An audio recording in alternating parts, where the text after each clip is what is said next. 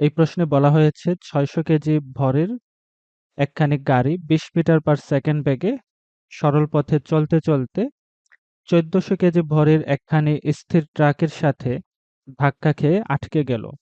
মিলিত গাড়ি দুটির বেগ কত হবে? প্রশ্নটি এখন আমরা সমাধান করব। যেসব তথ্য প্রশ্নে দেওয়া আছে আমরা সেগুলো লিখে নিচ্ছি। এখানে ২ টি গাড়ির কথা বলা হয়েছে। ১ম গাড়ির ভর দেওয়া আছে এখানে।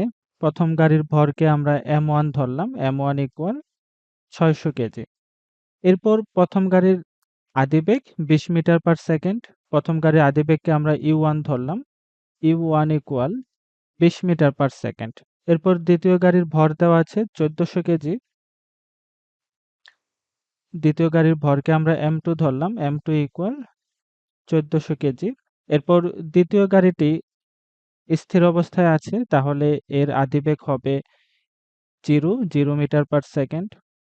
এখন আমাদেরকে গাড়ি দুটির মিলিত বেগ বের করতে হবে। আমরা গাড়ি দুটির মিলিত বেগকে v ধরলাম। মিলিত বেগ আমাদেরকে এখন নির্ণয় করতে হবে।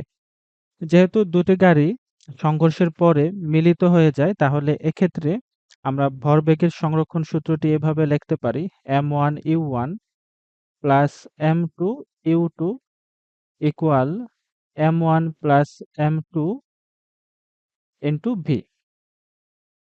এখান থেকে আমাদেরকে v নির্ণয় করতে হবে। v ইকুয়াল আমরা লিখতে পারি m1 u1 plus m2 u2 divided by m1 plus m2। M1 এর মান এখানে দেওয়া আছে ৬০০ কেজি এবং U1 হচ্ছে ২০ মিটার পার সেকেন্ড। এরপর M2 হচ্ছে ১৪০০ কেজি এবং U2 হচ্ছে 0 এবং একে আমরা ভাগ করে দেব M1 প্লাস M2 দিয়ে। M1 এর ভ্যালু হচ্ছে ৬০০ কেজি এবং M2 এর ভর হচ্ছে ১৪০০ কেজি। ক্যালকুলেটর ব্যবহার করলে আমরা মিলিত গাড়ি দুটির বেগ পাচ্ছি 6 মিটার পার সেকেন্ড। তো এই হচ্ছে আমাদের প্রশ্নটির উত্তর। গাড়ি দুটির মিলিত বেগ হচ্ছে 6 মিটার পার সেকেন্ড।